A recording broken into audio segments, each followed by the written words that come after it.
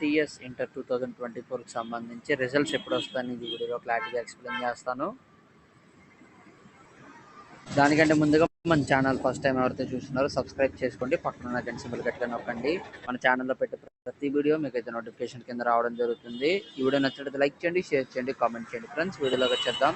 So ఇక్కడ మనం చూసుకున్నట్లయితే నేటితో ముగిన పరీక్షలు అంటే ఈ రోజుతో తెలంగాణలో సంబంధించి ఎగ్జామ్స్ అయితే అయిపోవడం జరిగింది. సీనియర్స్ కూడా జూనియర్స్ కూడా ఫస్ట్ ఇయర్ సెకండ్ ఇయర్ సంబంధించి ఎగ్జామ్స్ అయితే పూర్తవడం జరిగాయి. కాకపోతే 16 నుంచి పూర్తి స్థాయిలో మూల్యాంకనం అంటే మనకైతే కరెక్షన్స్ అనేవి 16వ తారీఖు నుంచి అయితే చేయడం అయితే జరుగుతుందని చెప్పడం అయితే జరిగింది.